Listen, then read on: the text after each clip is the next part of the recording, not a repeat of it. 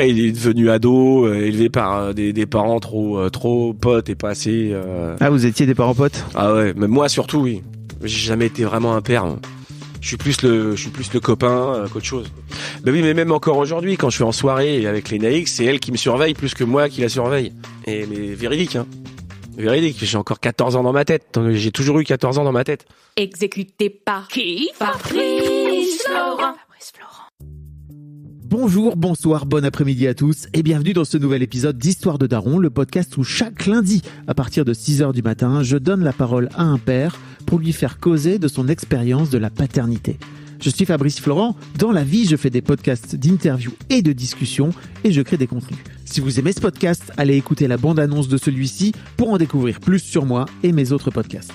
N'oubliez pas de vous abonner sur votre appli de podcast préféré, d'y mettre un cool commentaire et 5 étoiles, notamment sur Apple Podcasts, et de partager cet épisode autour de vous s'il vous a plu. C'est le meilleur moyen de m'aider si vous aimez mon travail.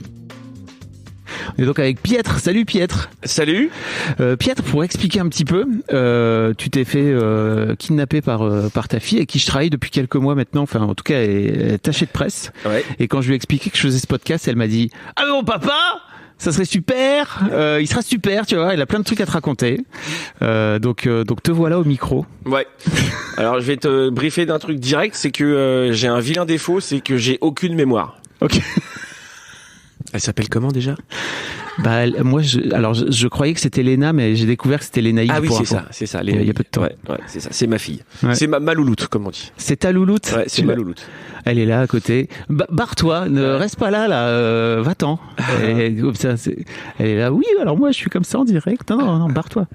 Donc ouais, c'est Lénaïque. Et t'as aussi un fils, c'est ça ? Si je me trompe pas. J'ai un fils, Roméo, qui a 20 ans. Mais bravo, tu t'en souviens, tu vois.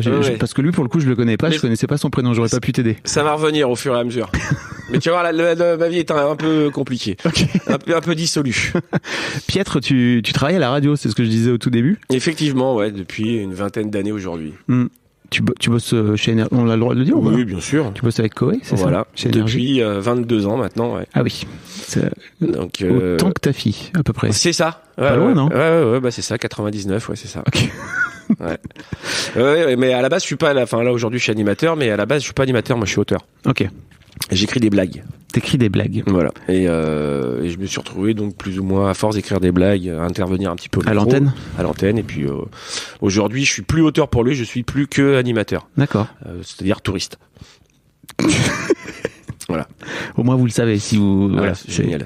Tu viens et en fait il y a des gens qui ont écrit des trucs pour toi et tu les joues quoi finalement. C'est vrai que j'ai plus aucune pression, même pas parce que ce qu'écrivent les auteurs c'était pour lui, c'est pour lui. En fait moi je suis en tu réagis. Je suis en total freestyle, en sniper. T'es sniper, t'es Laurent Baffy en fait, c'est ça. C'est ça, en moins trash. Parce qu'aujourd'hui on peut plus dire. Voilà. On peut plus rien dire. On peut plus faire de Baffy. On peut plus faire de Baffy. Pietre, paix à son âme. Oui c'est vrai. T'as quel âge? Alors tiens, voilà, bonne question. Tu sais pas. Alors attends, elle a été faite quand cette interview? Là on est en 2022. Ouais, non mais la date exacte. Le 3 mars 2022. Eh ben demain j'ai 48 ans. Ouais, je crois que c'est ça. Ouais. Non mais je te jure que je sais même plus. Et à 39 j'ai arrêté de compter. Tu t'en fous un peu ou c'est parce que ça te fait chier de vieillir? Parce que je le vis très mal. Ah oui, c'est ça. Je le vis très mal de partir. J'ai fêté mes 39 premiers anniversaires et à partir de 40 j'ai dit on arrête. Et malheur à celui qui veut me faire une surprise. Non, jamais de la vie. C'est terminé. Non, fini. C'est dur pour toi de vieillir? Ah, c'est horrible. Et surtout quand tu vois les enfants grandir à chaque fois et puis quand tu commences à bosser avec des mecs qui sont plus jeunes que ta fille. Oui, ça c'est sûr. Voilà, et ça y est, je suis dedans là. Ouais. J'ai des collaborateurs qui ont 22 ans et qui me disent putain mais t'es à l'âge de mon père. Et ta gueule. Non. On va pas parler de ça, ça m'énerve. Bah en fait non, c'est intéressant parce que pour moi il y a un truc aussi terrible avec les enfants, c'est que tu vieillis à travers eux quoi. Eh oui, c'est ça. C'est ça de les voir grandir, ouais, c'est ça et c'est horrible parce que ça te fout un coup de vieux. Après t'es tranquille parce que plus ils grandissent, plus ils deviennent autonomes. Donc espérons. Oui, bah c'est pas obligé. Là, Lénaïque aujourd'hui elle est autonome. Ouais. Là l'autre, ce Roméo qui arrive, là je vais pas tarder à le foutre à la porte et après hop cabriolet avec maman et tout tous les week-ends à Deauville quoi. On revend le monospace, c'est terminé quoi. Ouh, la vie commence. J'arrive pas à croire que t'as un monospace. Non, c'est pas vrai. C'est bonne espace. Ce qui est marrant, je pense on aura l'occasion de y revenir, mais pour la naissance de l'aîné, je sais plus, on avait une petite voiture, je sais plus ce que c'était, et les beaux-parents nous avaient dit bon voilà, maintenant vous allez avoir un bébé, machin, donc il va falloir penser à une voiture avec un vrai coffre, avec 4 portes. On s'est dit bon allez, ok, on va acheter une vraie voiture, et on a fait le premier truc venu, et on est tombé sur un coupé Mégane cabriolet. On s'est dit bon, on va prendre celle-là. Et on a fait ça toute notre vie. Que de la merde. Mais non, mais c'est pas de la merde. Mais en fait, oui. Il y a vraiment ce truc où effectivement tes parents ils te disent il faut que tu aies une grande voiture, faut que tu aies un monospace, etc. Alors qu'en fait, où est-ce que c'est écrit ça ? C'est à partir du moment où c'est écrit jusqu'au moment où tu vas pour mettre le landau dans le coupé cabriolet et tu t'aperçois qu'effectivement fallait pas faire ça quoi, parce que du coup t'as plus de place pour rien. Il y a quand même de la place à l'arrière. Non, parce que c'est la capote qui prend prend tout le coffre. Yes. Eh oui. Non, c'était pas une bonne idée, mais on l'a fait quand même. Puis on a fait ça toute notre vie, on est encore vivant aujourd'hui. Puis elle a l'air heureuse. Elle a l'air très épanouie. Bon, voilà. C'est ce qui est en soi un objectif. Oui. En tant que parent, quoi. En tant que parent, c'est vrai. C'est le but. C'est un peu l'objectif. Mais alors, la question, c'est comment t'en es venu à devenir papa ? Un accident. Vraiment ? Oui, non, pour le coup, c'est vrai. Pour le coup, ça arrive, hein. C'était dans les projets. Mais non, c'est arrivé comme souvent. Faut arrêter l'hypocrisie. Non, moi je voulais attendre un petit peu jusqu'à 40-50 ans, tu vois, pour un premier enfant. Et puis ça m'est tombé dessus. Du coup, c'est pour ça qu'on est des parents jeunes. Parce que du coup, l'aîné que j'ai lu, j'avais 24 ans, je crois. Ce qui est aujourd'hui, c'est très jeune. C'est très jeune par rapport à nos darons. Je crois que eux, c'était plutôt la norme, quoi. Oui, c'est ça. C'était entre 20 et 25 ans. Ouais. Mais aujourd'hui, maintenant, les gens, ils font leurs premiers enfants à 30, 40. Ouais. Voilà. Donc, l'avantage, là, au début, du coup, c'est chiant parce que tu vas pas gâcher ta jeunesse. C'est pas ça parce que c'est... T'as le droit de le dire. Non. Ouais. Bon, je le dis. Mais du coup, arrivé à 40. Tu l'as peut-être pensé à l'époque. Mais arrivé à 40, 45, 50 ans, boum, hop, cabriolet, Deauville, avec maman, tranquille, les cheveux au vent et les enfants, ils se démerdent. C'est une sorte d'objectif de vie pour la deuxième moitié de vie, quoi. C'est ça. C'est ça. Comment t'en es venu à donc vouloir devenir papa ? C'est un accident, certes, mais alors quand tu découvres que ta femme est enceinte à l'époque, je sais pas si c'était ta femme d'ailleurs, mais ta compagne. Si, c'est toujours la même. Après, il s'est passé plein de trucs, mais ouais. non, sur le coup, tu te dis waouh, ça te tombe dessus. Surtout quand tu t'y attends pas, tu te dis non, putain. Et puis bon voilà, tu te dis de toute façon on allait le faire, je l'aimais, bon ok, allons-y, on n'était pas forcément prêts d'ailleurs. En plus, je crois que pour la petite histoire, je crois que 15 jours avant la naissance de l'aîné, j'étais bossé sur Fun Radio à l'époque, je me fais virer. Donc je me retrouve au chômage à 15 jours de la naissance de l'aîné. Donc matériellement, c'est ça que tu voulais dire ? Ouais, on n'était pas prêts. Ouais. Bon, là, on l'a quand même fait. Et bon, ça a été un peu compliqué. Les parents nous ont aidés, voilà. Et puis bon, ça a marché. Mais non, j'étais pas prêt à l'époque. J'étais pas prêt du tout. T'as toujours d'ailleurs une vie de troubadour, de saltimbanque, quoi. Oui. Il y a un côté ouais. Potentiellement tous les ans, tu changes de radio, etc. Ouais. Quoi. Ouais. Et puis, enfin, même après, tu te dis, quand tu bosses depuis 20 ans avec la même personne, tu dis, ça peut être tranquille. Mais non, on s'est engueulé, on s'est déjà séparés 2 fois avec lui. Ah ouais. Ça a été, c'est un peu les feux de l'amour. Donc, non. Puis même lui, maintenant, aujourd'hui, ici, quand il signe un contrat de 2 ans, il sait qu'il est tranquille pendant 2 ans, mais à chaque fin de contrat, on sait pas où on va, quoi. Donc, oui, voilà. Ouais. Bon, après, c'est la vie d'intermittent, tout ça. Comment se passe la grossesse pour toi? Une grossesse 25 piges, t'es quand même tout jeune, quoi. Tu débutes dans ton métier en plus, non? Ouais, je débute, ouais. Donc t'as des enjeux professionnels aussi, j'imagine? C'est ça. Et non, je suis présent en plus. Voilà, je fais le papa détaché, tout ça, mais l'air de rien, je suis quand même prêt. J'étais présent. Enfin, j'essayais d'être présent, affectueux. Voilà, je l'aidais. J'aidais ma femme. Et puis, on n'était pas mariés d'ailleurs encore. Et on vivait dans le péché. Et non, après, je sais pas, ouais, grossesse, c'est chiant, quoi. C'est chiant? Ouais. T'as trouvé ça chiant? Ouais, oui, enfin, après, il y en a plein qui disent la grossesse, une femme enceinte, c'est beau. Non, c'est pas beau. Non, c'est pas beau, c'est chiant. Mais qu'est-ce qui était chiant, le fait de devoir attendre comme ça, et puis de voir ta femme changer aussi? Oui, c'est ça. Et puis après, tous le côté, oh machin, c'est beau, tu te mets. Oui, bon, j'ai été écouté quand elle bouge, tu vois, c'est rigolo, mais bon, il y a un petit côté alien quand même, ça fait flipper, quoi. Ça te faisait flipper? Ouais, et j'ai pas pleuré en voyant l'échographie. Non, la grossesse, c'est pas un truc auquel je suis très sensible. J'ai été très sensible, quoi. Ok. Après, ouais, le jour, par contre, où elle est née, là, c'était autre chose. Là. Bah alors, parlons-en. Le jour de l'accouchement, comment ça se passe, ta vie? Le jour de l'accouchement, donc ma femme était chiante encore. Et pourquoi elle était chiante? Elle est chiante.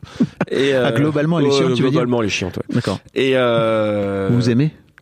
Malheureusement. C'est ça le problème, en fait. Ouais. C'est l'amour qui fout tout en l'air, en fait. Et non, l'accouchement... C'est le podcast de l'amour aujourd'hui. C'est ça. Non, l'accouchement, avec l'Enaïs, c'était pas trop mal passé. Et surtout que l'Enaïs, quand elle est sortie, voilà, après, moi je te dis juste que tout la grossesse, ça, j'ai pas trop suivi. J'étais là. Si elle avait besoin, j'étais là. Mais j'ai pas trop suivi le délire.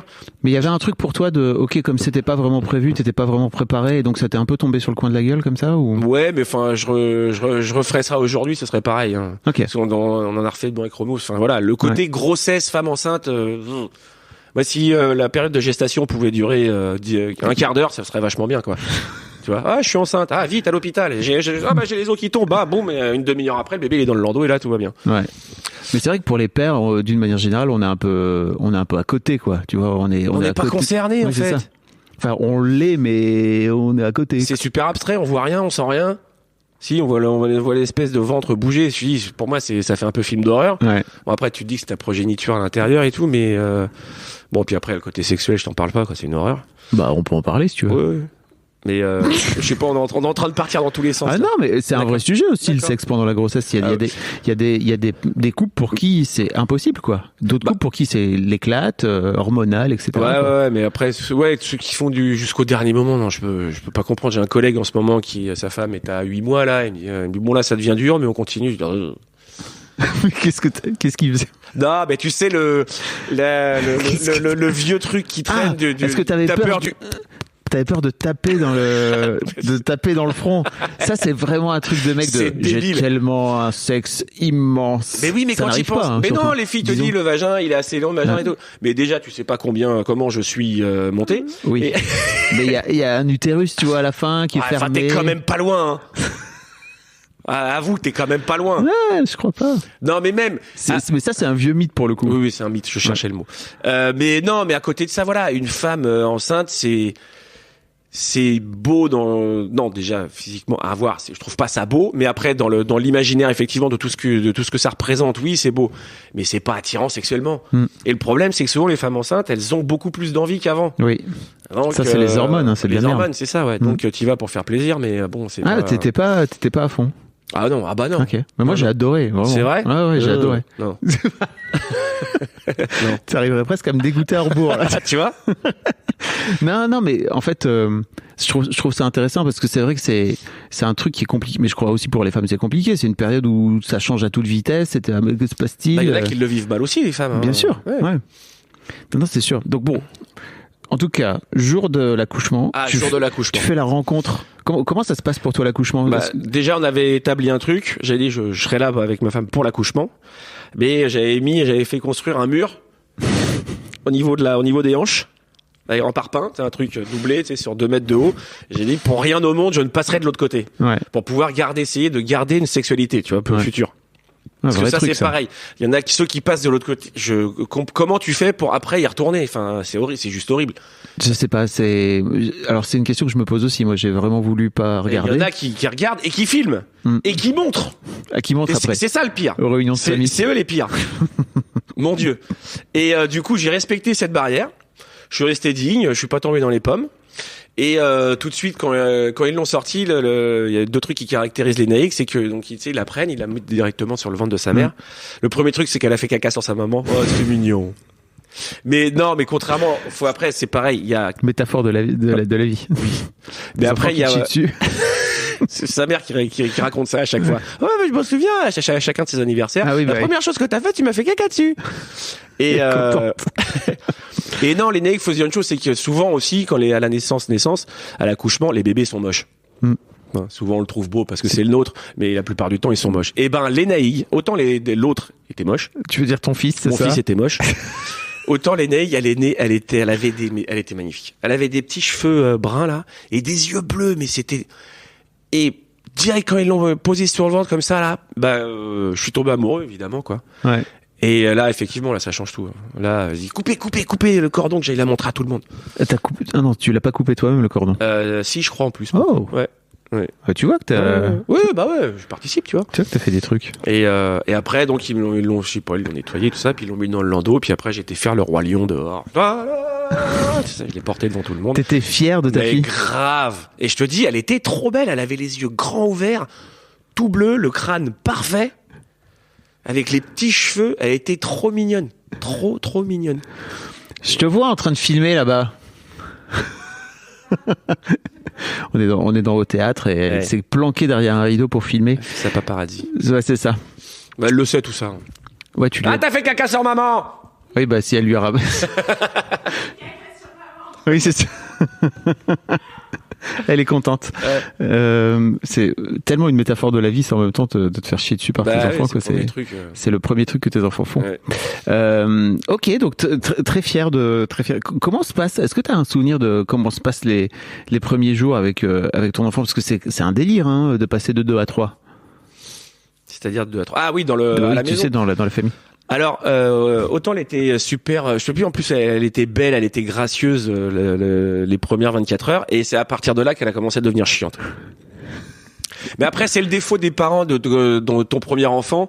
Tout le monde fait la même connerie, c'est que t'es trop après, tu t'inquiètes, t'es tout le temps au-dessus, dès qu'il pleure, tu le cajoles, tu le prends dans tes bras, tout ce qu'il faut pas faire en fait.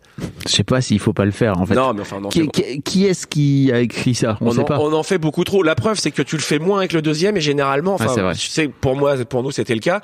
On a beaucoup moins choyé le deuxième. Et alors? Et ben, du coup, ça s'est beaucoup mieux passé. Il est devenu un psychopathe. Non, là aujourd'hui, ouais. Et c'est un serial killer. Ouais. Non, mais à son enfance, pour le coup, il a été bébé, il a été beaucoup moins chiant qu'elle. Mais est-ce tu crois pas qu'il y a un truc aussi où les enfants ils finissent par Mais ils ressentent, je pense, en fait, et ils en profitent vite. Après, c'est le subconscient qui bosse à cet âge-là. C'est pas, ça réfléchit pas vraiment, mais c'est les réflexes. Et à partir du moment où elle se dit, dès que je me mets à hurler, il y a quelqu'un qui vient. Ah bah ok, je vais faire que ça en fait. Dès que je suis toute seule, je vais me mettre à hurler et puis il y a quelqu'un qui va me prendre dans ses bras.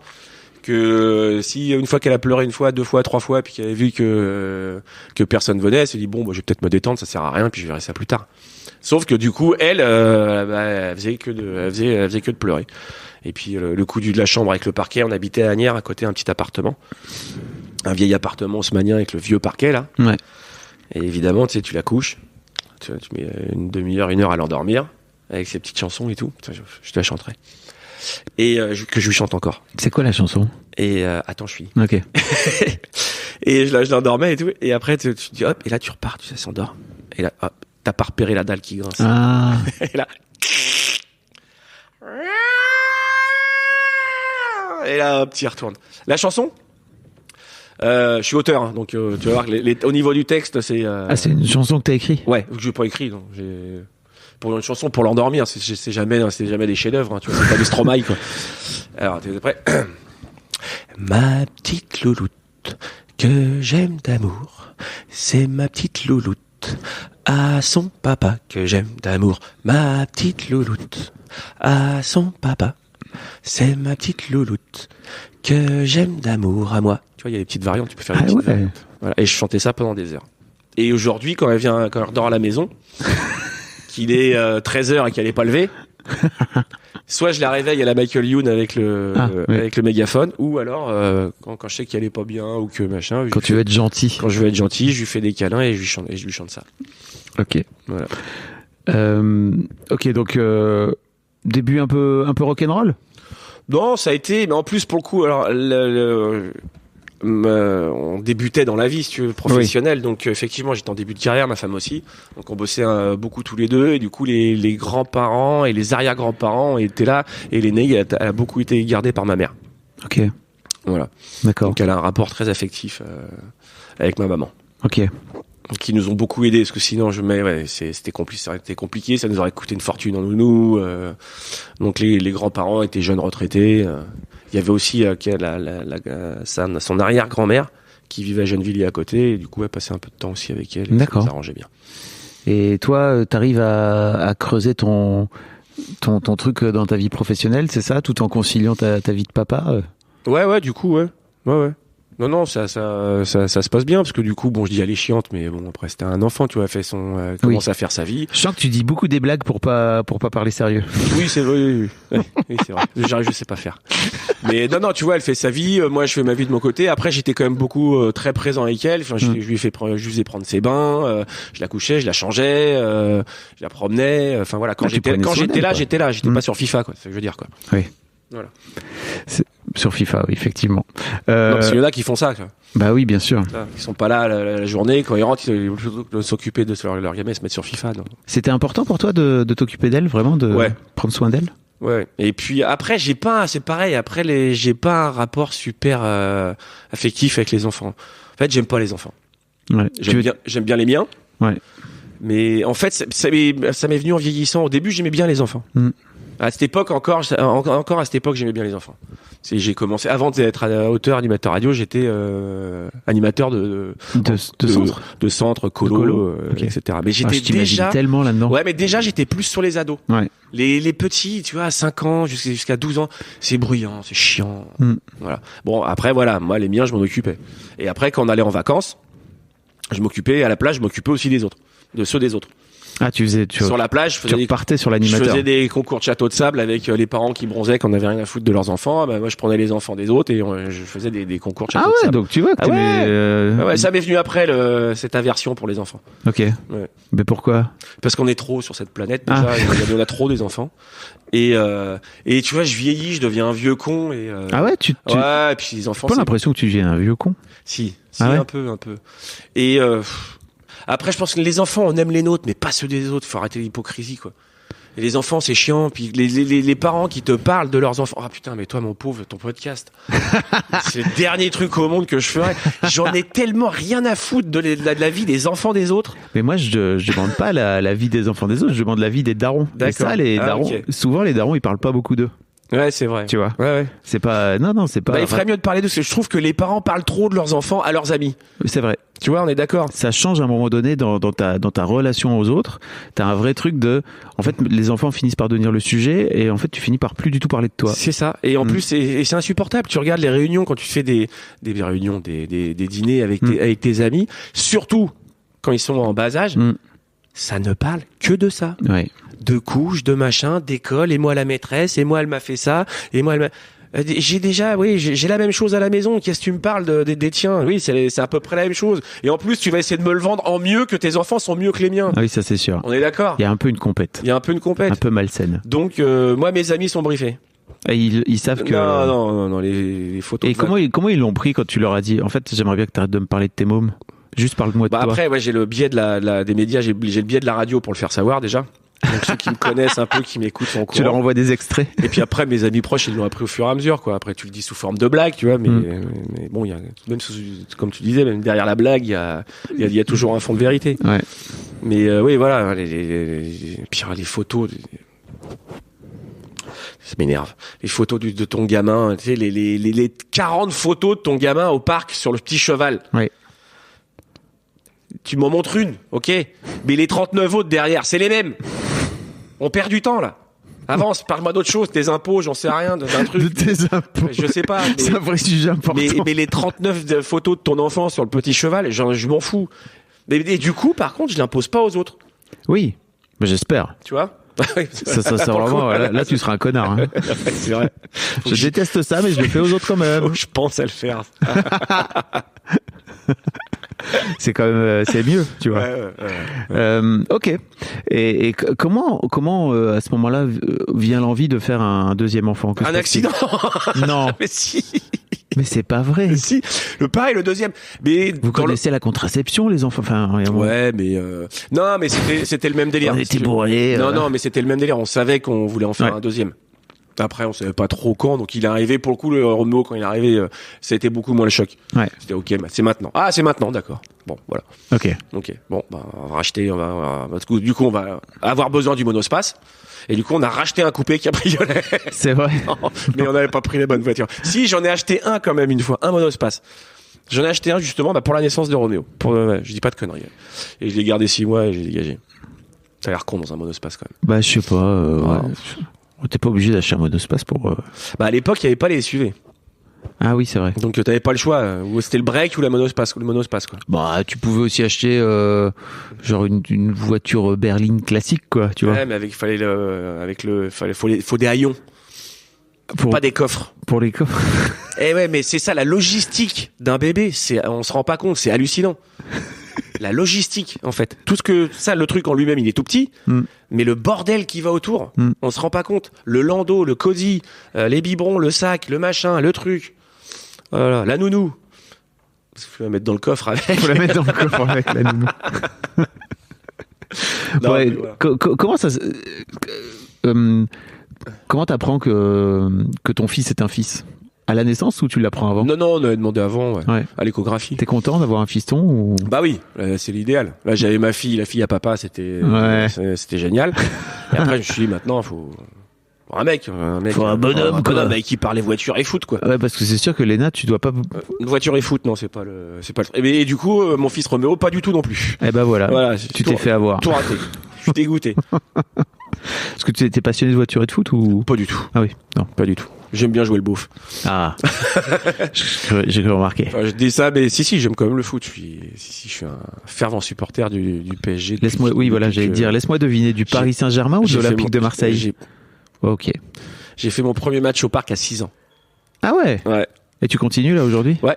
Et Okay. Du coup, j'emmène Roméo qui s'en fout, qui aime pas le foot. Mais par contre, du coup, on va arriver dans un truc compliqué, mais j'en ai un autre maintenant qui est pas à moi. Enfin, qui est un demi à moi. Qui est un demi à toi. Ouais, putain, on va arriver dans les trucs compliqués là. Avec la maman de Stéphane, de Lénaï. Vous vous êtes séparés un moment? On s'est séparés. Elle a fait un enfant? Elle a fait un enfant et on s'est remis ensemble.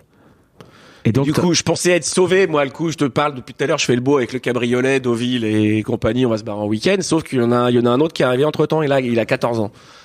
Donc on est reparti encore pour 5-6 ans. oui, c'est pas gagné, quoi. Ah ouais. Et lui, par contre, c'est un footballeur. Ah. Voilà. Mais c'est pas ton fils. Mais c'est pas le mien. Enfin, officiel, quoi, en tout cas. Oui, je m'en occupe très bien. Oui, c'est ça. Et lui, je l'emmène au parc, du coup. Ah, ok. Voilà. Et là, est-ce que tu compares de ce fait là tes fils en disant, t'as vu lui au moins, lui, non? Si, sous forme de blague. Mais après, non, je m'en fous. Ça lui coûtera des années de psychanalyse, hein, à Ouais, c'est Roméo, possible. là, le pauvre. Ouais. Puis encore, vous connaissez pas la mère. Moi, ça va. C'est moi le plus stable dans la famille. Ok. Ouais. Comment ça se passe la rencontre avec ton fils, l'accouchement et tout? Et la grossesse, est-ce que c'est toujours aussi nul pour toi, la grossesse? Je m'en souviens pas. Ah ouais, Je suis passé, j'ai zappé. Je sais que l'accouchement, c'était un peu chaud. Parce qu'il s'était entouré le cordon autour du cou. Et que du coup, ils l'ont sorti, je crois qu'ils l'ont tiré un peu par la tête. Et du coup, il est né, c'était Conehead. Tu te souviens de ce film? Ah oui. C'est un gros nanar des années 80-90, ouais. non? Mais il y en a beaucoup des enfants du coup qui naissent comme ça. Après, ça se remet, heureusement, quoi. Et non, lui, pour le coup, Roméo, il était très laid à la naissance. Coucou Roméo. Mais il est devenu beau gosse. Mais ouais, pour le coup, à la naissance, il était. Et après, ça a été tout l'inverse de sa sœur.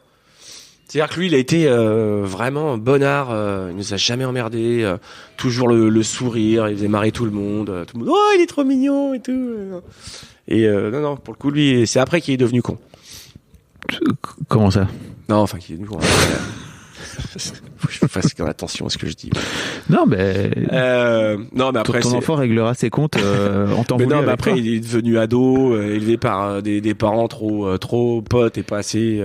Ah, vous étiez des parents potes? Ah ouais, mais moi surtout, oui. J'ai jamais été vraiment un père. Je suis plus le copain qu'autre chose. À l'adolescence. J'ai joué le rôle du papa jusqu'à 12-13 ans. Et après, moi, les ados, j'adore. C'est pour ça que quand j'étais animateur, je m'occupais des ados. J'ai toujours kiffé les ados, ces espèces de trucs nonchalants, là, qui font la gueule tout le temps. Mais quand t'arrives à les choper, c'est sympa. Ouais. Mais donc, tu faisais partie de cette catégorie de pères qui était plutôt en mode copain-copain, c'est ça? Bah oui, mais même encore aujourd'hui, quand je suis en soirée avec les Naïx, c'est elle qui me surveille plus que moi qui la surveille. Mais véridique, hein. Véridique, j'ai encore 14 ans dans ma tête. J'ai toujours eu 14 ans dans ma tête. C'est pour ça que ça te fait chier de vieillir, là, pour mais revenir. grave. C'est pour ça. Oui, non, mais ça, pour le coup, je l'assume complètement. Je crois qu'il y a un nom pour ça. Les gens qui refusent de vieillir, qui restent ados, là. Les adolescents, c'est pas ça? Ah non, les adolescents, c'est ceux qui restent bloqués dans leurs années. C'est les adultes, enfin, c'est les ados, c'est les adultes, les jeunes adultes qui veulent pas grand. Mais toi, t'as pas. Ouais, ça va. T'as passé ce cap-là, toi. Bah non, justement, c'est ça le problème. Mais c'est intéressant parce que De ce fait-là, ouais, j'imagine que tu vieillis à travers tes mômes et que ça te fait chier en même temps de vieillir, quoi. Ah mais ouais, complètement. Et je sais pas comment. Et là, j'ai qu'une appréhension, c'est qu'il y en a un des deux qui se ramène en me disant, papa, tu vas être papy, tu vas être. J'arrive même pas à le dire. Papy, papy, mais grand-père. Voilà, rien. Je les ai tous essayés. On peut utiliser cette séance de discussion un peu comme une thérapie, hein, si tu veux. Je vais m'allonger. non, mais alors ça, autant les 40 ans, je les ai mal vécus. Ça, de toute façon, pour l'instant, je leur ai pas interdit. Mais qu'est-ce qui fait que mais je leur lave le cerveau pour pas qu'ils fassent d'enfants. Ah ouais. Alors tu fais comment? Parce que je leur explique mon point de vue. Je suis très pessimiste sur l'avenir. Ouais. Donc je pense que tout ce qui arrive là, c'est que de la merde derrière. Donc déjà, pourquoi faire eux déjà, je pense qu'ils vont manger les enfants, ils vont morfler. Alors imaginez leurs descendants. Pour moi, la descendance de mes enfants, c'est Terminator. Hein. Ils seront dans les caves à manger des rats et à fuir les machines, quoi. C'est une image. Ouais, mais ça, et puis je trouve que les enfants aussi, les générations qui arrivent sont de plus en plus bêtes. Et ils sont plus en plus demeurés. Je sais pas. Moi, pour elle, j'ai une référence, c'est le film Idiocratie. Je sais pas si tu connais. Le fameux film Idiocratie. Pour moi, c'est pas un chef-d'œuvre, mais c'est tellement l'avenir de l'humanité. Tu crois vraiment? Ah, mais grave. Putain, mais c'est pessimiste comme vision. Alors pour les gens qui savent pas, c'est un film où, en gros, le mec se fait cryogéniser, c'est ça? Non, c'est une prostituée et un mec de service informatique, deux gens de bas de classe, très bas de classe dans notre société actuelle, qui se font cryogéniser par erreur. Et ils se retrouvent en 2060. Ils se retrouvent dans le futur. Et on s'aperçoit qu'en 2060, ils sont devenus, ces deux-là, les deux gens les plus intelligents du monde. Et que tout le monde est devenu idiot. Et c'est ce qui arrive. C'est pile pour moi ce qui est en train d'arriver. Avec, je suis en train de faire mon vieux con. Ah là, c'est en train de glisser. Attention. Bah ouais, mais avec, par exemple, je vais attaquer les tablettes, les portables, les machins et compagnie.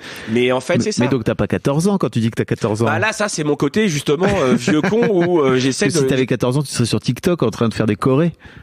Ouais, il y a des, ouais, mais du coup, je serais idiot comme eux, quoi. Non, je crois pas pas parce que tu fais des chorés que t'es idiot. Ouais, je sais pas. Qu'est-ce qu'on faisait quand on était gamin? Bah, je joue au foot avec mes potes. Parce que moi, j'ai 44, tu vois, on n'est pas si loin. Ouais. On joue au foot. Non, mais non. Je faisais des cabanes. Ouais, c'était de la créativité. Je faisais des cabanes. J'ai essayé de faire une cabane avec mes deux garçons il y a 4-5 ans, mec, il y a un enfer. Mais faire des chorés, c'est aussi créatif. C'est juste, c'est pas. Faire des chorés, c'est créatif. Ouais. Je suis d'accord. Il y a plein de trucs que tu peux faire sur Internet qui sont créatifs. Ouais, je suis d'accord. Mais cette recherche du buzz, du machin, du truc, c'est. Et puis la non-culture, quoi. C'est. Et après, démographiquement, je pense qu'effectivement, c'est la base de l'idiocratie, c'est que les gens intelligents se rendent compte de ça, donc ils font plus d'enfants. Ouais. Et les gens qui sont déjà teubés font des enfants. Donc les gens teubés qui font des enfants qui seront forcément plus teubés qu'eux, qui eux feront des enfants qui seront encore plus teubés. Donc dans 40 ans, on arrosera nos champs avec du Red Bull parce qu'il paraît qu'il y a des vitamines dedans. Voilà. Bon, faut avoir la référence du film. Ça résume bien le truc. Au bout d'un moment, voilà. Et on s'apercevra que le blé, il pousse pas avec du Red Bull, même s'il y a des vitamines dans le Red Bull. Donc voilà. Donc c'est pour ça que je dis à mes enfants, entre ça et Skynet. Ouais, ne faites pas d'enfants et comme ça, moi vous m'appellerez jamais papy. Et c'est surtout pour pas que tu te fasses appeler papy à la base. Il y a ça, mais non, foncièrement, tu vois, j'étais un peu sérieux là-dessus. Je pense que voilà, j'ai aucun truc, je vois rien arriver de positif dans l'avenir. Donc carpe diem, kiffez et faites votre truc et c'est intéressant. Voilà, faites votre vie, mais me foutez pas de descendance là, ça sert à rien. Après, s'ils veulent le faire, ils le feront. Oui, de toute façon, ils t'écouteront pas. Voilà. Bon, les gamins, ils n'auront pas le droit de rentrer dans la maison, mais je leur ferai une niche devant. Tu seras gaga, je suis sûr. Mais évidemment. Tu seras un gros papy gâteau, évidemment. Gâteau, pardon. Évidemment. C'est sûr et certain, même j'en suis à peu près convaincu que tu fais genre. Oui. Mais si tu me demandes mon avis, je le donne. Voilà. Après, évidemment, si l'autre me ramène évidemment que je serai gâteux. Bon, après, faut pas qu'elle me leur foute tous les week-ends non plus. Hein. Bah, comme j'ai fait moi. C'est ça, c'est ce que j'allais dire. T'as un peu. Parce que je suis égoïste. T'as un peu fait ça. Peut-être que ton père, il disait la même chose. Non, mes parents, c'est une autre génération. Ouais. Ils étaient encore dans la culture familiale qu'on a perdue aujourd'hui. Ah ouais, tu crois? Enfin, je parle pas. Parce que c'est d'une manière générale. Parce que tes parents, ils étaient jeunes fin des années 60, début des années 70. Ouais. C'était la fête, hein. Ouais, mais ils étaient pas ils viennent pas de là, mes parents. Okay. Mes parents étaient fils d'ouvriers, Ok. c'était boulot, famille, crédit, et voilà. Et les valeurs familiales, voilà, que nous, enfin, c'est pas ce que j'ai inculqué moi à mes enfants. Ok. Comment ça se passe avec ton fiston quand il grandit, pour revenir à la chronologie? Bah, à l'adolescence, ça a été compliqué. Ça a été compliqué parce qu'il était un peu renfermé. Il rentrait dans le délire de Call of Duty dans sa chambre, Ouais. à péter des câbles, à faire des trous dans les portes. Et quand tu vas le voir pour essayer de parler, pas de dialogue, rien. Et là, il a 20 ans aujourd'hui. Et au niveau dialogue, c'est toujours pas la folie, quoi. Ouais. Alors que je suis plutôt cool, tu vois. Bah, en fait, t'essayes de... J'essaye de le côté parce que la mère est un peu autoritaire, enfin même pas autoritaire, mais très. Elle gueule.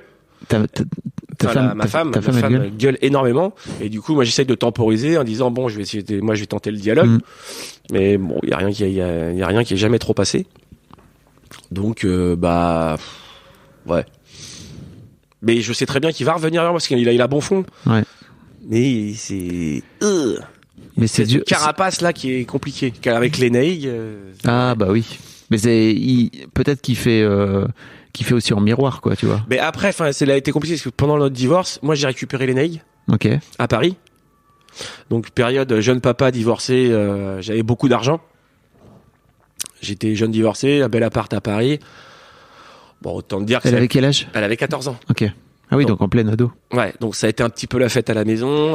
Pour ses 14 ans, je lui ai pris la limousine avec Big Ali en table VIP au VIP room. Non. J'ai fait un peu, ouais, tu vois. Donc elle est un peu partie en vrille aussi du coup. T'étais un daron flambeur comme ça? Ah, génial. Non, mais c'était, voilà, j'ai voulu la faire kiffer. Je me suis dit, putain, j'ai 14 ans aujourd'hui. Bon, je suis pas une fille, mais qu'est-ce qui me ferait kiffer? Et donc, mais je lui ai pas rendu service. Hein. Oui, parce que tu dis, elle est partie en couille, c'est ça? Bah ouais. Ouais. Ouais, elle foutait plus rien. Elle était au collège, mais elle foutait. Même si je te dis, moi, j'étais quand même présent à l'air de rien. Hein. Ouais. Quand j'étais à la maison, j'étais là, tu vois.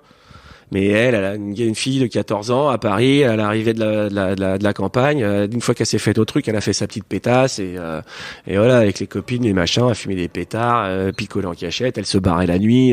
J'ai fait tout Paris en scooter à 4h du mat pour la rechercher et tout. Elle me rendait fou. Hein. Et là, tu t'es pas un peu pris dans la gueule ton truc de daron permissif, là, de... Ah bah si, carrément. Comment t'as fait pour... Mais c'est pour ça que je te dis, je lui ai pas rendu service. Et ben. T'as recréé un cadre et tout, t'as réussi? Non, ou... c'était trop tard. C'était pas non. trop tard. Bah, je crois pas que c'était trop tard. En fait, on a trouvé un déclic. Ouais. C'est qu'en fait, du coup, elle était, parce qu'elle a un peu morflé aussi, quand même, du coup, tu vois, Ouais. de ça, de la séparation avec sa mère, ça a été compliqué.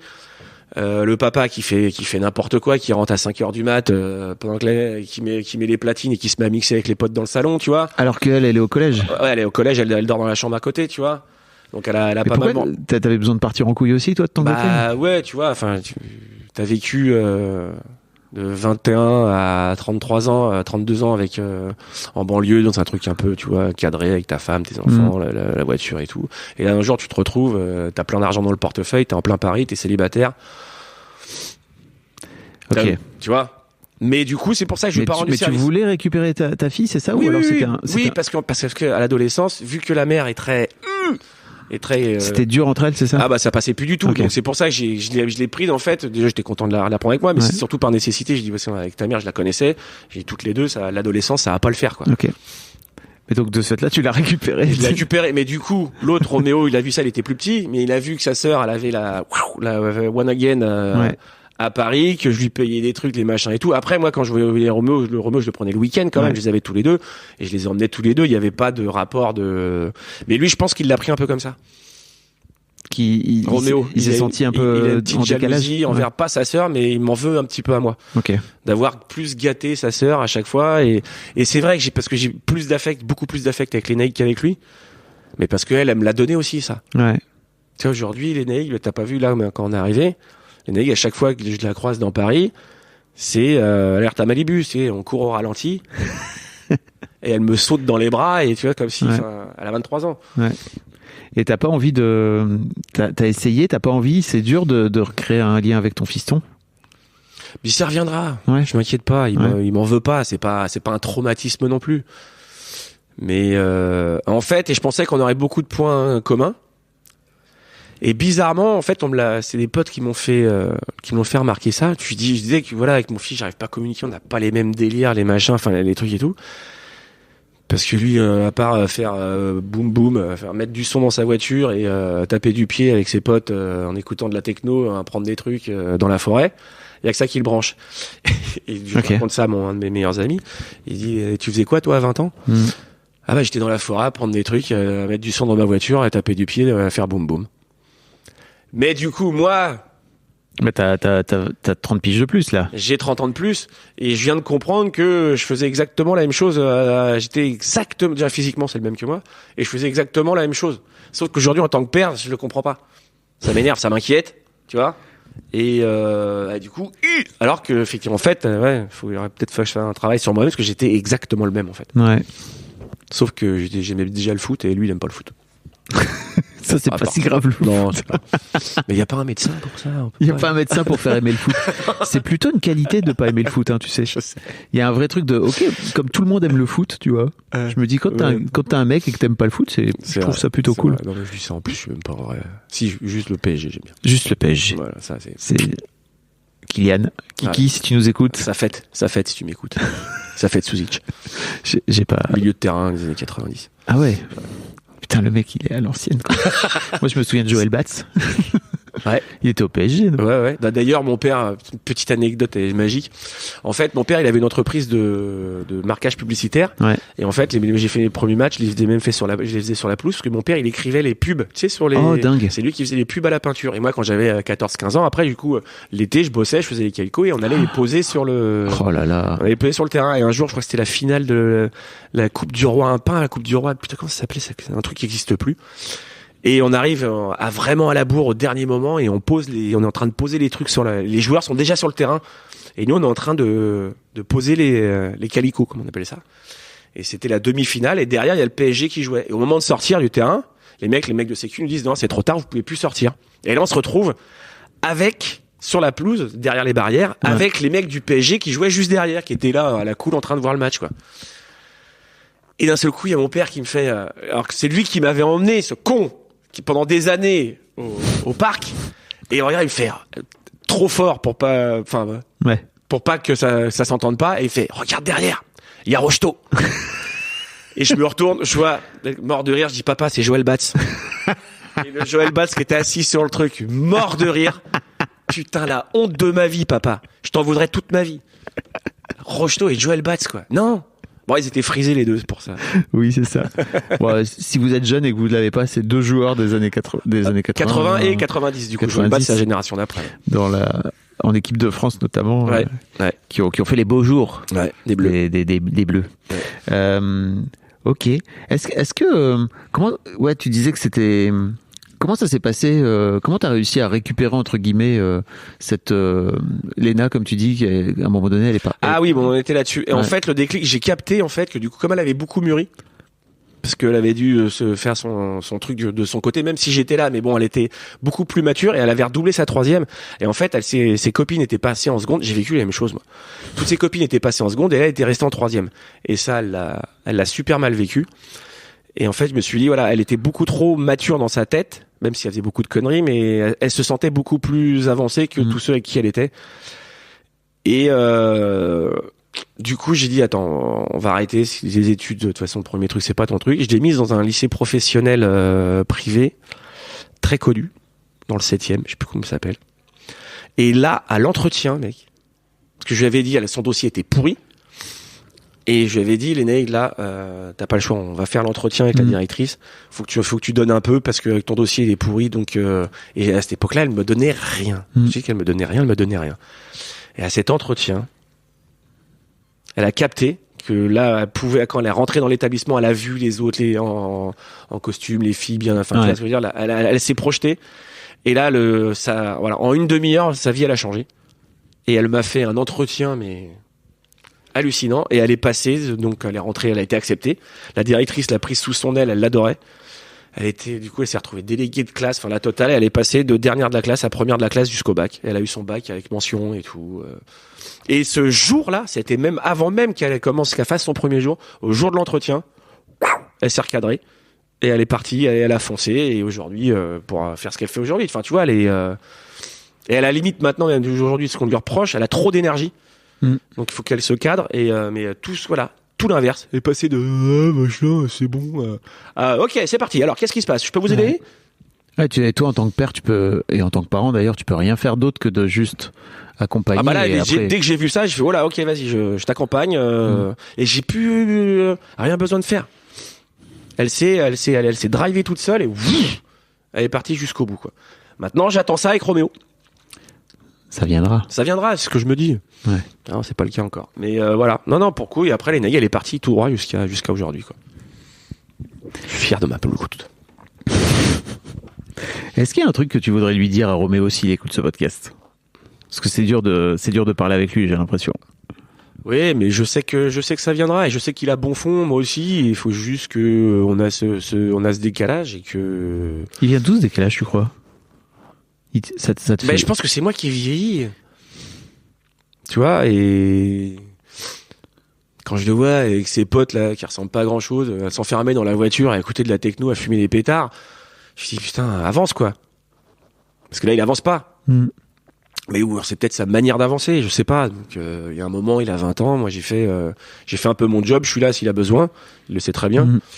Mais maintenant voilà, c'est à lui d'avancer et de pas faire de la merde. Après s'il veut faire du Jackie Tuning, il fera du Jackie Tuning hein. Je vais pas l'empêcher non plus, tu vois. Bah oui. Parce qu'il y a un moment, c'est pareil, j'ai pas forcé mes enfants à devenir médecin. Je leur ai toujours dit ça. Si t'es pas content dans la filière classique, fais autre chose à partir du moment où c'est un truc qui te passionne, tu le feras 10 fois mieux que dans un truc qui te plaît pas. Donc non, quand il a voulu arrêter ses études, il ne m'a pas dit déjà. Mais bon, après, je l'ai pas défoncé. Je dis bon, voilà, si ça tenait qu'à moi, l'avais mis dans un truc qui était bien, mais ça lui plaisait pas. Bon non, écoute. Faire avec. Oui, puis je sais qu'il s'en sortira parce qu'il est malin aussi. Il est malin. Je suis content d'avoir fait des enfants malins, c'est déjà ça. Parce qu'il y en a des abrutis. Hein. Bon, en général, la pomme ne tombe jamais trop loin de l'arbre. C'est ça. Comme il paraît qu'on dit. C'est ça. Ou les chiens font pas des choix. Non, tant mieux. Après, ça veut pas dire que je suis non plus...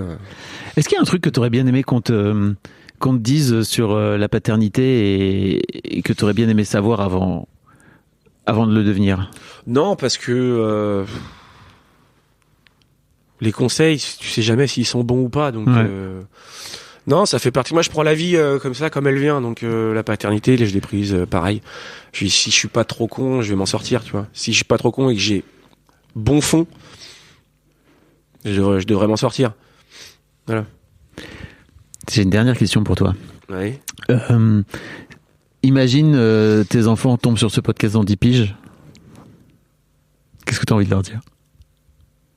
C'est-à-dire moi, je regrette rien. Tout ce que je te raconte là, on en parle. Officiel. C'est officiel. Il y a rien, il y a rien de caché. Donc non. Après, dans 10 ans, j'espère que vous avez pas fait d'enfants. Et t'auras 58 ans. Ouais, après, on est vieux beau à 58 ans. On peut faire des trucs. On peut encore aller en boîte à 58 ans ou pas? On peut, mais après, on danse comme ça, quoi. Ouais, tu vois. c'est ça. Ouais, regardez. On danse un petit peu à la Carmagnole, quoi. Tu vois, c'est déjà un peu le cas. Ah oui, mais oui. Ouais, c'est déjà un peu le cas. Donc, quand tu lèves la main, tu fais comme ça suffit. Non, mais je pense que avec Roméo, je pense que d'ici là, ça ira beaucoup mieux. Et puis, ma louloute, elle sera, je sais pas. Je leur fais confiance et puis on verra bien. Enfin, je me pose pas de questions. Je m'inquiète même pas, pour le coup. Ok, c'est cool. Ouais, j'espère que je serai pas mort d'un cancer du poumon, c'est tout. Tu fumes trop? J'ai arrêté. Ah. Enfin. Le fameux demain j'arrête. J'arrête tous les ans. Ouais. Ça te fait peur?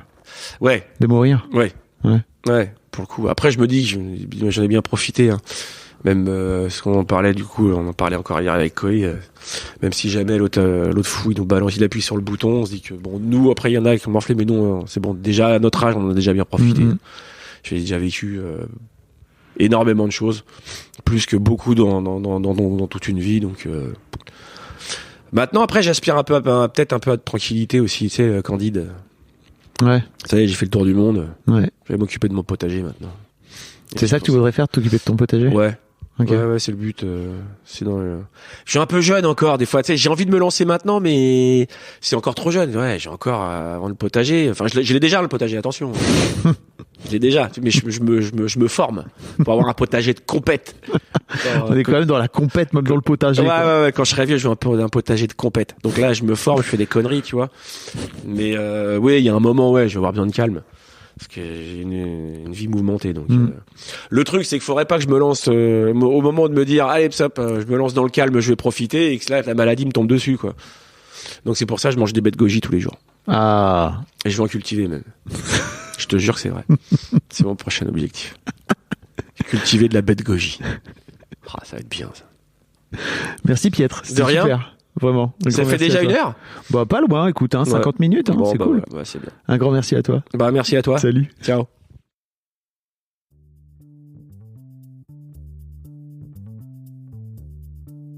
Merci beaucoup pour votre écoute. Avant de nous quitter, si vous avez aimé ce podcast et cet épisode, merci de lui mettre un commentaire sur Apple Podcasts et 5 étoiles de préférence. C'est le meilleur moyen de le faire connaître. Vous pouvez faire comme Joe l'Esquimau qui, le 11 août 2020, a mis 5 étoiles en disant « Arrivé ici en cherchant des informations pour la naissance prochaine de ma fille, je suis tombé sur un podcast qui change la vie. Je le conseille aux futurs papas, mais aussi aux autres. Les histoires sont intéressantes pour la vie. » Merci d'avoir lancé cette super initiative et merci à tous les darons qui partagent leurs opinions et leurs histoires. Un grand merci à toi et vous aussi vous pouvez faire pareil. Vous vous rendez sur Apple Podcast et vous cherchez Histoire de Daron directement dans l'appli ou sur votre ordinateur.